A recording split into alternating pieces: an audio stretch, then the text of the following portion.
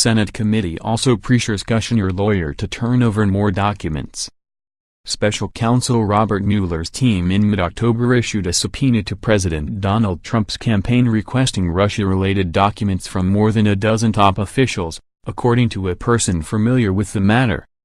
The subpoena, which requested documents and emails from the listed campaign officials that reference a set of Russia-related keywords, marked Mr. Mueller's first official order for information from the campaign, according to the person. The subpoena didn't compel any officials to testify before Mr. Mueller's grand jury, the person said. The subpoena caught the campaign by surprise, the person said. The campaign had previously been voluntarily complying with the special counsel's requests for information, and had been sharing with Mr. Mueller's team the documents it provided to congressional committees as part of their probes of Russian interference into the 2016 presidential election. The Trump campaign is providing documents in response to the subpoena on an ongoing basis, the person said. A spokesman for the special counsel declined to comment. Mr. Mueller and congressional committees are investigating whether Trump associates colluded with Russian efforts to interfere in the election.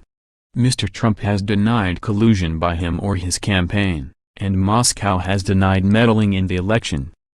Separately, the Senate Judiciary Committee on Thursday said senior White House official Jared Kushner hadn't turned over all the documents it has requested and asked his lawyer to be more forthcoming.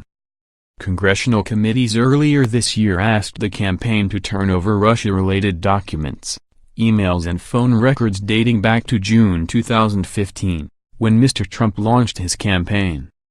Sending a subpoena to an entity that says it has been cooperating with document requests isn't unusual in cases in which prosecutors have some concern that their demands aren't being met promptly or aren't being entirely fulfilled, former prosecutors said. A subpoena can serve as a backup, to make sure the recipient is complying as promised, and as a reminder that failure to provide documents as demanded would count as obstructing a grand jury investigation. Mr. Mueller's team had previously issued subpoenas individually to several top campaign officials, including former campaign chairman Paul Manafort and former National Security Advisor Mike Flynn. Mr. Manafort currently faces charges including money laundering and tax evasion. He has pleaded not guilty and his attorney has called the charges ridiculous. The campaign has retained Jones Day, a law firm it paid nearly $3 million during the 2016 campaign for routine legal services, to represent it in the Russia probe and help with document production, according to Federal Election Commission filings. Mr. Mueller's team is expected to interview current and former White House officials, including Communications Director Hope Hicks, in the coming weeks, according to a person familiar with the matter. The team has interviewed several officials who worked with the campaign, including Reince Priebus and Sean Spicer, who went on to serve as White House Chief of Staff and Press Secretary, respectively. They have since left the administration.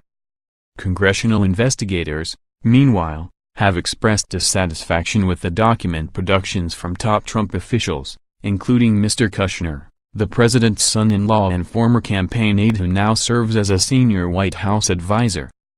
On Thursday, Senate Judiciary Committee Chairman Chuck Grassley, R., Iowa, and Senator Dianne Feinstein, D., California, the top Democrat on the committee, said in a letter to Mr. Kushner's attorney that the response they received to an earlier request was incomplete. In their letter, the senators said others had given them a document involving a Russian backdoor overture and dinner invite that Mr. Kushner forwarded, but the Kushner team didn't turn over the document to the committee. The letter doesn't give other details about the material. A Judiciary Committee spokesman didn't immediately respond to questions about the document. The senators addressed the 3-page letter to Mr. Kushner's attorney, Abbe Lowell. In a statement after the letter was made public, Mr. Lowell said Mr. Kushner had been responsive to all requests and had provided documents related to Mr. Kushner's calls, contacts or meetings with Russians during the campaign and transition, which was the request. During a 2-day period in July, Mr. Kushner met with staff members on the Senate Intelligence Committee and spoke to lawmakers on the House panel. In the letter, The senators said that Mr. Lowell hadn't turned over documents relating to a government form Mr. Kushner filed in applying for a security clearance, which initially omitted what he said were more than 100 contacts he had with more than 20 countries.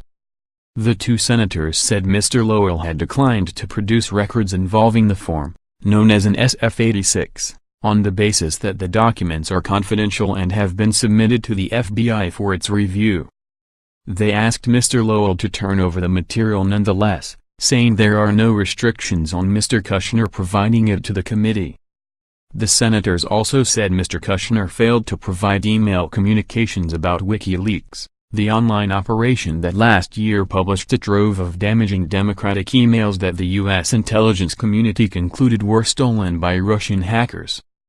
Donald Trump Jr., who earlier this week disclosed a set of private exchanges during the campaign between him and WikiLeaks, forwarded Mr. Kushner and other top campaign aides one of his communications with WikiLeaks in September 2016. Mr. Kushner subsequently forwarded that exchange to another campaign official, the committee said.